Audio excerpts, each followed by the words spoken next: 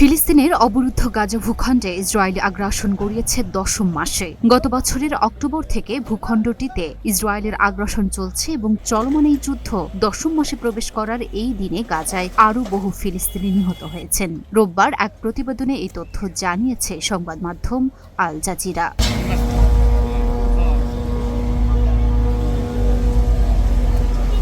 সংবাদ মাধ্যমটি বলছে, গাজা জুড়ে ইসরায়েলি হামলায় কমপক্ষে আরও ২৭ ফিলিস্তিনি নিহত হয়েছেন। এর মধ্যে গাজা শহরের পশ্চিমে বাস্তুচ্যুত লোকদের আশ্রয়স্থল হিসেবে ব্যবহৃত একটি স্কুলকে লক্ষ্য করে চালানো হামলায় অন্তত ৪ ফিলিস্তিনি নিহত হয়েছেন। মধ্য গাজায় ইসরায়েলি সেনাবাহিনী আল জাওয়াইদা এলাকায় একটি আবাসিক ভবনে হামলা চালিয়েছে এবং এতে ৬ জন নিহত হয়েছেন। ফিলিস্তিন রেড ক্রিসেন্ট সোসাইটি জানিয়েছে, নিহতদের মধ্যে ২ শিশুও রয়েছে। বাস্তুচ্যুত ফিলিস্তিনিদের জন্য জাতিসংঘ পরিচালিত একটি স্কুলকে লক্ষ্যবস্তু করার একদিন পর এই হত্যাকাণ্ড ঘটে। গত শনিবারের সেই হামলায় কমপক্ষে ১৬ জন নিহত এবং আরও বহু মানুষ আহত হয়েছিলেন। প্যারামেডিকরা জানিয়েছেন, গাজা শহরের আরেকটি বাড়িতে হামলায় আরও ৬ ফিলিস্তিনি নিহত হয়েছেন। ওয়াফা নিউজ এজেন্সি অনুসারে ইসরায়েলি যুদ্ধ বিমানগুলো শহরের স্ট্রিট আটে সাবরা পাড়ায় বেসামরিক নাগরিকদের একটি দলকে লক্ষ্যবস্তু করে হামলা চালায়। এতে কমপক্ষে ২ জন নিহত হয়েছেন।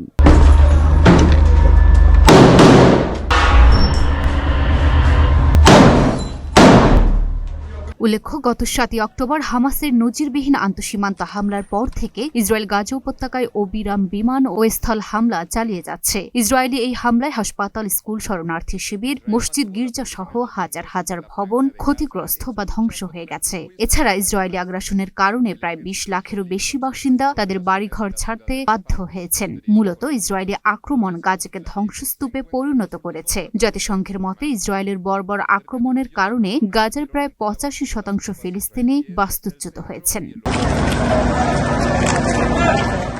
লুনা আফরোজ, নিপা, ঢাকা পোস্ট।